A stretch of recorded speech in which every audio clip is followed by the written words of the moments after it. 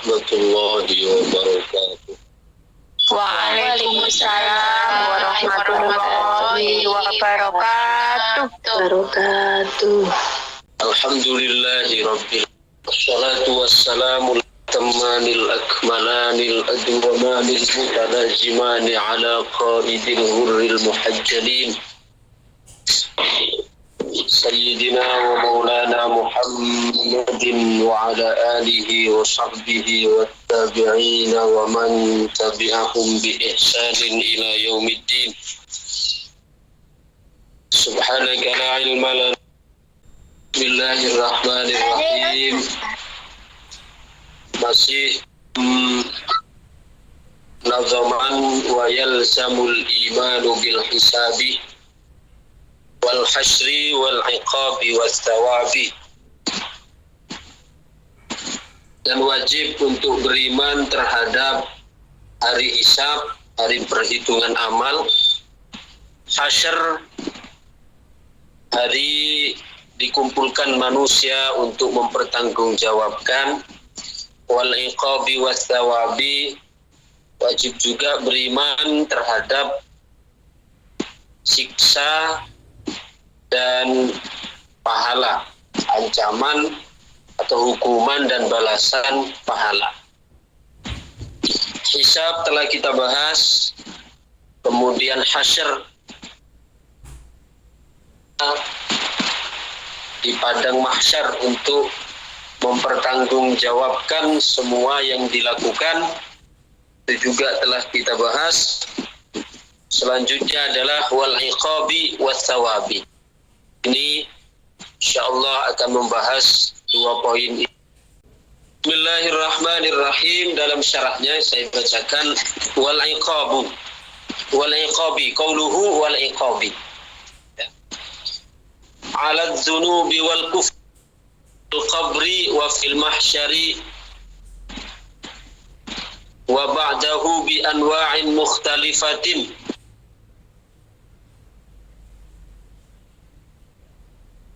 man yu'aqabu bil hayati aw bil aqarib wa minhum man yu'aqabu bid darbi wa minhum man yu'aqabu bi ghairi dhalik thumma ma'ala al kuffari ila an-nari wa yukhalladuna fiha wa amma ahlul ma'asi faqad yughfaru lahum fala yadkhuluna al jannah wa ba'duhum yadkhuluha walakin la yukhladu fiha bal la budda min khurujihi minha bi syafaati nabiyyina sallallahu alaihi wasallam aw ghairihi ala ma sayati insyaallah taala. Iqab, siksa terhadap alat dunubi wal kufri. Siksa itu adalah sebagai balasan terhadap dosa dan kekufuran.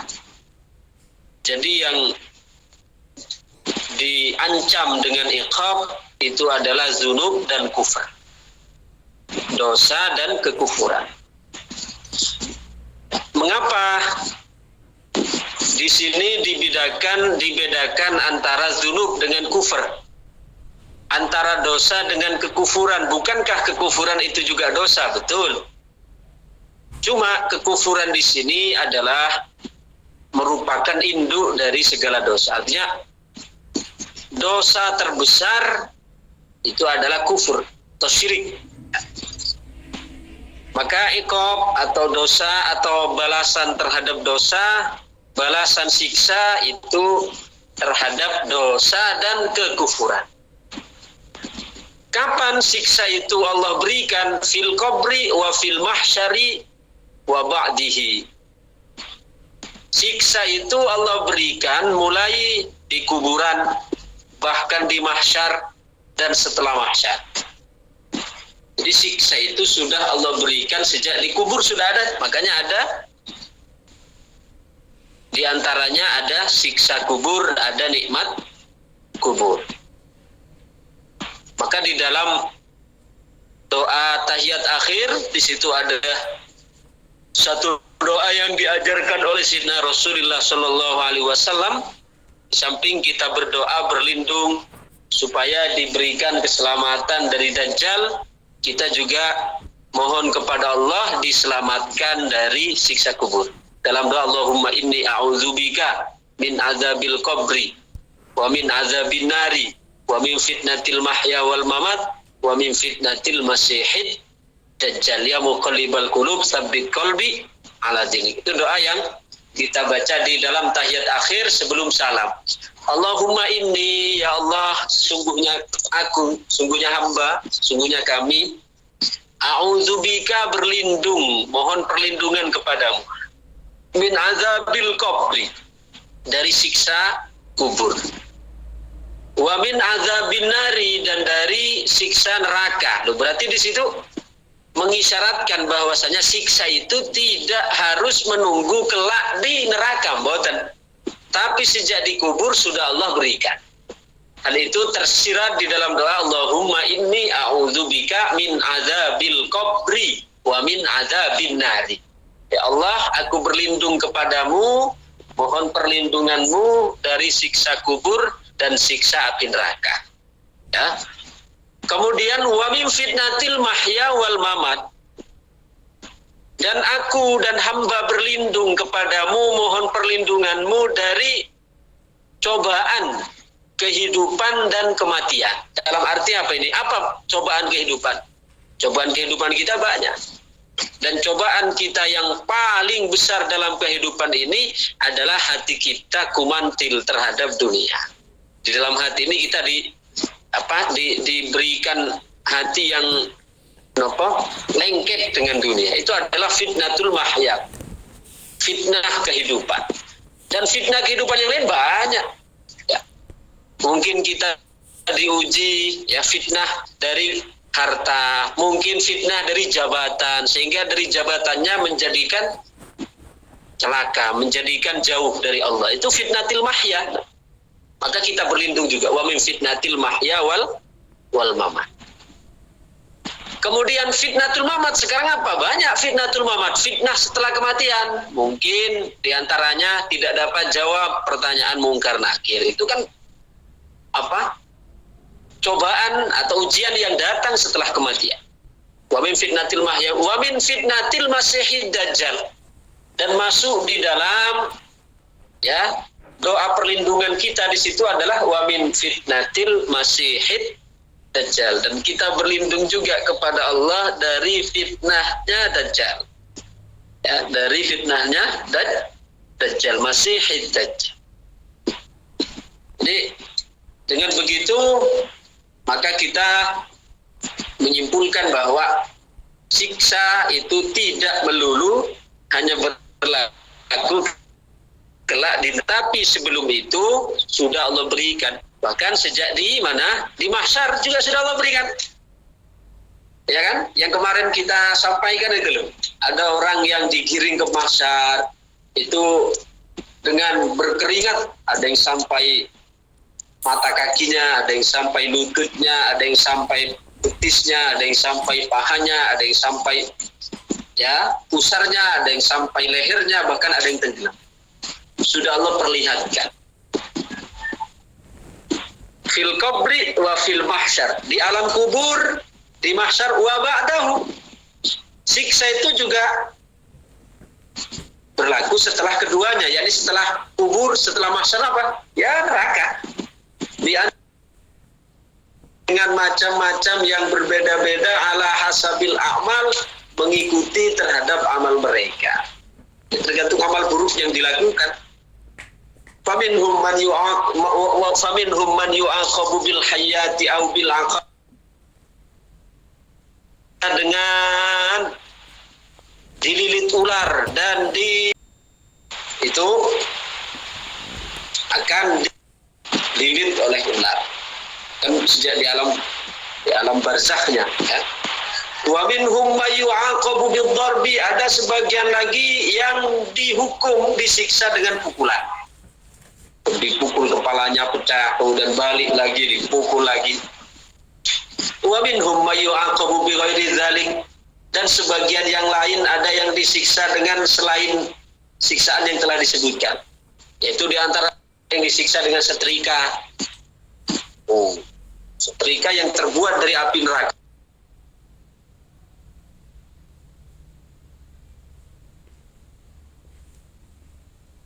Tahan hartanya dari membayar zakat. Ada lagi yang ditusuk kemaluannya dengan besi panas, dari kemaluannya sampai ke kepalanya. Ya. Siapa itu? Yaitu orang-orang ahli zina. Nauzubillah. Ada lagi orang-orang yang matanya disiram dengan timah, telinganya disiram dengan timah. Itu adalah orang-orang yang suka melihat aib orang lain, melihat hal-hal yang dilarang oleh Allah, suka mendengarkan gosip. Nah, itu. Ya. Summa ma'alul kuffar ilan nar wa yukhalladuna fiha. Kemudian setelah itu tempat kembalinya orang-orang kafir ditempatkan di neraka dan kekal abadi di dalamnya. Orang-orang kafir yang mati dalam keadaan kafir, dalam keadaan syirik, mati dalam keadaan tidak membawa iman, maka nanti tempat kembalinya adalah ke dalam neraka, khalidin wa yukhalladuna fiha. Mereka dikekalkan di dalam. Jadi abadal abidin, selama-lamanya mereka ada ditempatkan di dalam nerakanya Allah Subhanahu wa ta'ala.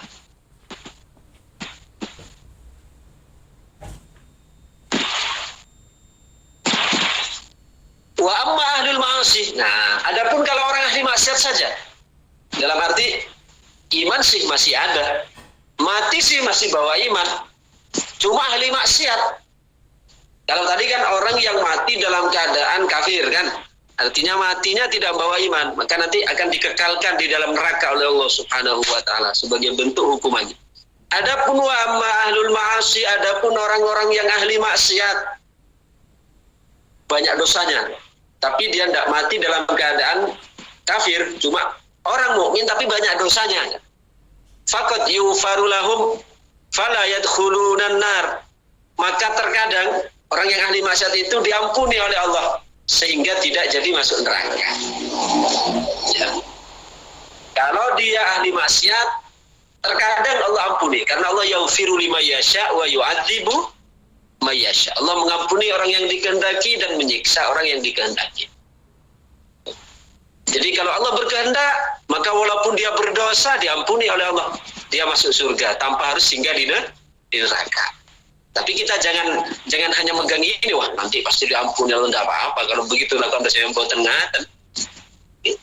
Jadi ada sebagian orang yang ahli maksiat tapi terkadang oleh Allah diampuni dosanya karena ampunan Allah yang luas, fala yadkhulunan nar. Maka dia yang seharusnya singgah ke neraka karena diampuni oleh Allah, maka dia tidak jadi, di-cancel. Nerakanya itu di-cancel.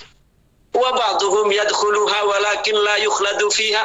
Ada yang sebagian yang lain karena ahli maksiat dosa tidak ditobati kan, selain syirik, dia dimasukkan oleh Allah ke dalam neraka tapi tidak kekal di dalamnya. Hanya untuk menebus kesalahan-kesalahannya, untuk mau dibersihkan. Kalau yang pertama tadi ahli maksiat tapi diampuni oleh Allah, sehingga yang seharusnya dia ke neraka di-cancel ke nerakanya langsung ke surga. Yang kedua ahli maksiat tapi oleh Allah Subhanahu wa ta'ala tidak diampuni, ya. Belum mati belum bertobat. Kemudian Allah tidak menghendaki dia diampuni, maka dia ke neraka dulu, mampir untuk dibersihkan. Tapi selagi ada iman masih, ya, dia tidak akan kekal di dalamnya. Balla budda min khurujihi minha bi syafaati nabiyyina aw ghairihi. Bahkan dia nanti mesti keluar. Ya, selagi masih ada iman, walaupun di neraka nanti dia pasti keluar dengan syafaat Nabi Muhammad sallallahu alaihi wasallam. Nabi yang mensyafaati. Ataukah au ghairihi, atau orang lain. Maksudnya orang lain siapa? Emang ada orang lain yang bisa mensyafaati selain Nabi? Nggih. Setelah Rasul memang syafaatul uzma Nabi yang pegang. Tapi setelah Rasul yang memberi syafaat, itu banyak sekali yang oleh Allah selanjutnya diberi izin juga untuk memberi syafaat. Di antaranya nggih sinten? Di antaranya kawan sesama orang soleh, teman ngaji. Ya. Dia nanti bisa mensyafaati temannya. Maka ada cerita, ada orang soleh ketika di dunia itu berteman. Kemana-mana dia selalu berdua dengan temannya, ngaji, jamaah, dan sebagainya. Akhirnya ketika kelak di akhirat, yang soleh ini yang satunya sudah mau masuk surga. Ketika akan melangkah ke surga, kok dia melihat ada temannya yang tempo dulu di dunia, temannya selalu bersama, bestinya lah, bestie bahasa sekarang ini. Itu diseret oleh malaikat maling. Diseret oleh malaikat maling. Maka temannya yang orang soleh ini yang sudah mau melangkah ke surga, melihat temannya diseret oleh malaikat balik, maka dia mengatakan kepada malaikat, kepada malaikat Ridwan, wahai malaikat Ridwan, saya urungkan untuk masuk ke dalam surga karena itu saya melihat ada sahabat saya ketika di dunia diseret oleh malaikat Malik untuk ke neraka, sedangkan saya tahu siapa saya tidak akan bisa untuk memberikan, saya tidak punya kemampuan untuk menolongnya. Maka lebih baik saya ikut ke neraka bersamanya daripada saya masuk surga tapi temanku itu yang selama aku di dunia itu aku tinggalkan di neraka. Allah. Sampai seperti itu. Akhirnya apa kata Allah? Wahai Ridwan, dia sudah rela untuk bersama temannya ke neraka. Padahal dia orang yang taat kepadaku yang aku ridhoi. Maka aku tidak rela dia ada di neraka. Coba engkau tarik juga temannya yang di neraka, engkau bawa ke surga bersamanya. Itu. Jadi setelah Rasul, sesama mukmin itu dapat memberi syafaat. Ini pentingnya kita berteman dengan orang-orang soleh, berteman dengan orang-orang yang positif, berteman dengan orang-orang yang rajin ngaji, rajin ibadah.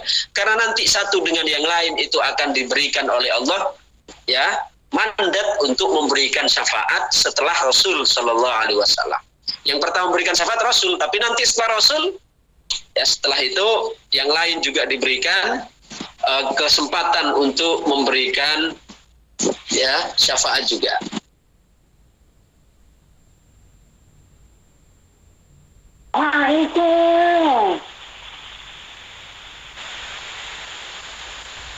Farulahum fala yadkhuluna an-nar wa ba'duhum yadkhuluha walakin la yakhludu fiha. Sebagian ada yang masuk neraka.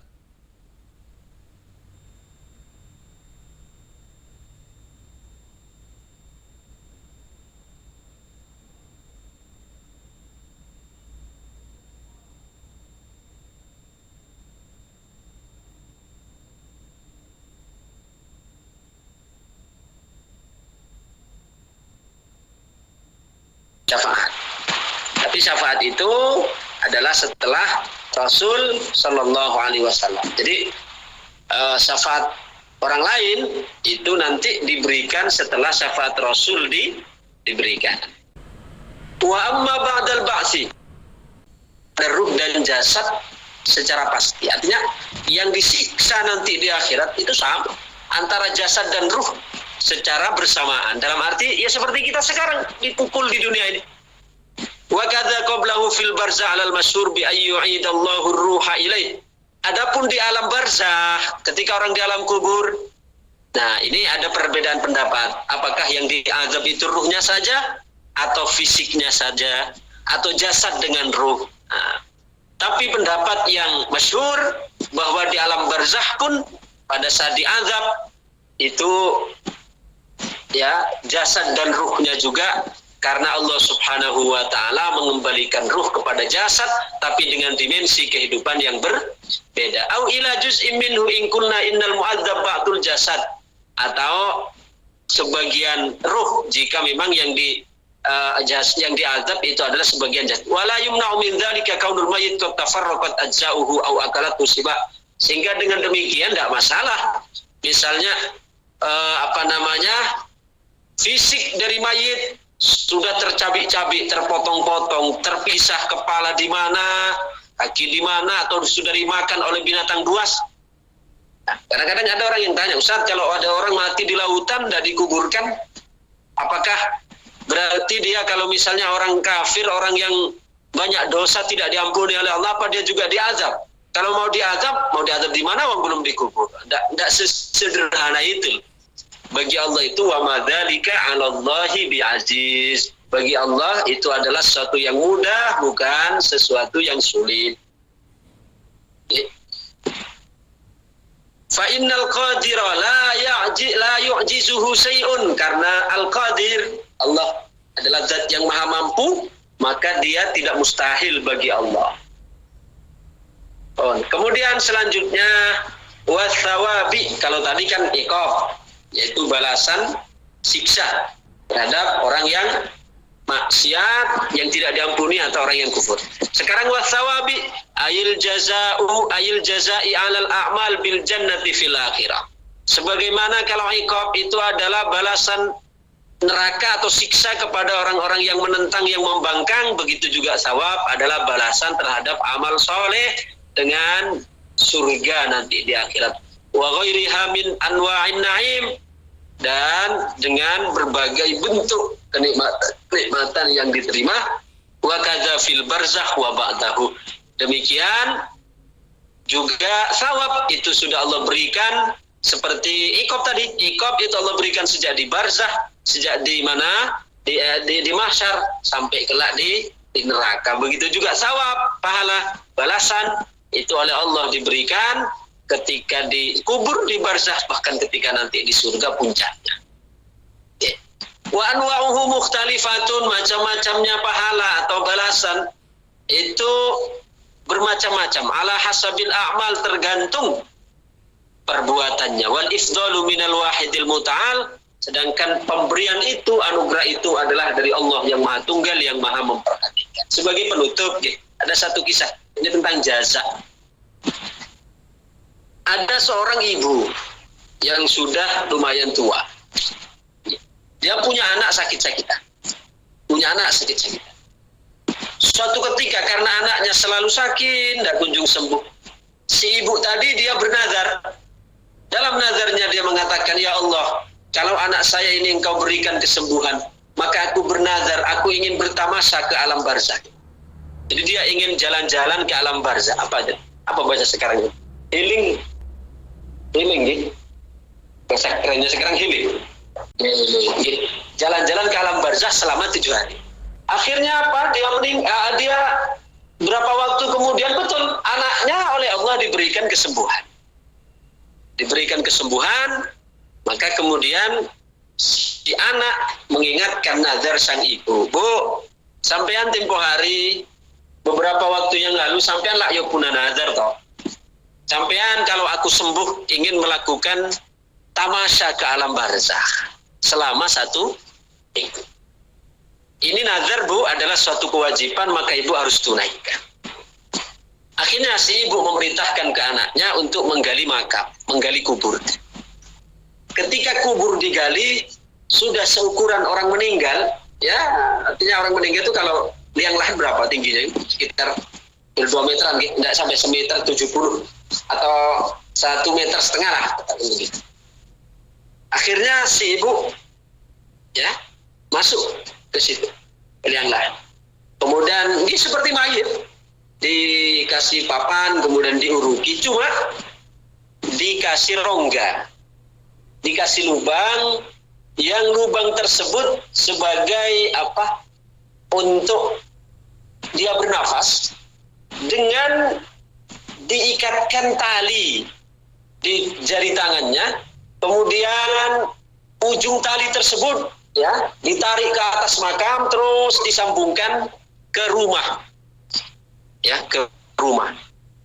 Sang ibu itu berpesan, nak, kamu perhatikan ya tali yang ibu ikatkan di tangan ibu di dalam kubur ini.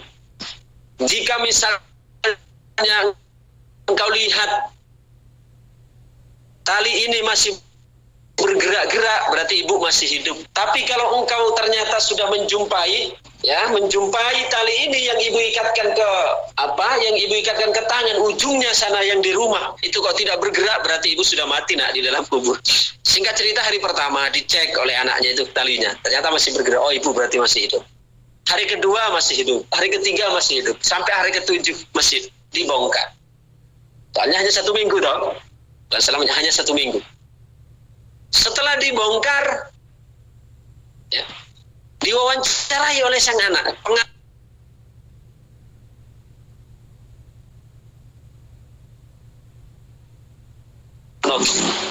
Ibu tadi oleh Allah Subhanahu wa Ta'ala di dalam kubur itu dibukakan 2 pintu.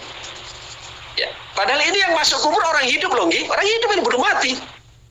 Tapi oleh Allah ditunjukkan kekuasaannya, dibukakan hijab, dikasyaf oleh Allah, ditunjukkan oleh Allah keadaan ahwal orang-orang di alam barzakh. Diperlihatkan kepada 2 ruangan oleh Allah Subhanahu wa Ta'ala.